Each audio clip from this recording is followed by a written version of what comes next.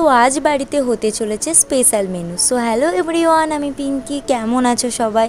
আশা করছি সবাই ভালো আছো, আমিও খুব ভালো আছি। তো চলে এলাম আবার একটা ডেলি মিনি ব্লগ নিয়ে। তো সকাল সকাল ঘুম থেকে উঠে পড়েছি, দেন বিছনাটা সুন্দর করে গুছিয়ে নিলাম, কারণ এটা আমার রেগুলার ডিউটি। ঘুম থেকে উঠে বিছনাটাকে সুন্দর করে গুছিয়ে নিয়ে এক গ্লাস জল খেয়ে ফ্রেশ হতে যাওয়া।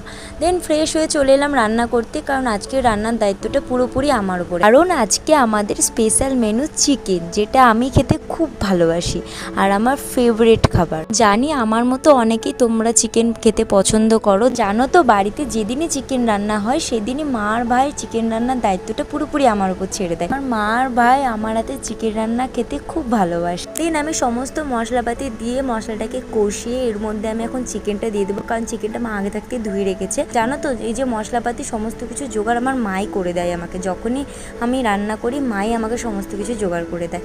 তারপরে চিকেনটা কষিয়ে নিচ্ছি, আর তোমরাই দেখে বলো কালারটা যে কেমন হয়েছে।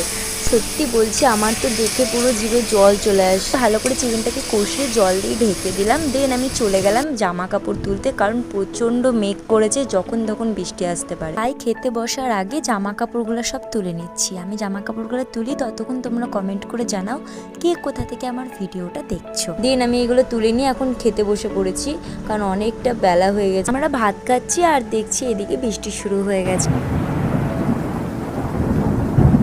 ভিডিও বানাচ্ছি বৃষ্টি। তারপরে খেয়ে দিয়ে উঠে মাকে একটু জ্বালাচ্ছিলাম যে মা আমাকে একটু বৃষ্টিতে ভিজতে দাও। মা তো বৃষ্টিতে ভিজতে দিলই না, সেই কারণে কি আর করবো, এইভাবেই বৃষ্টিটা উপভোগ করলাম।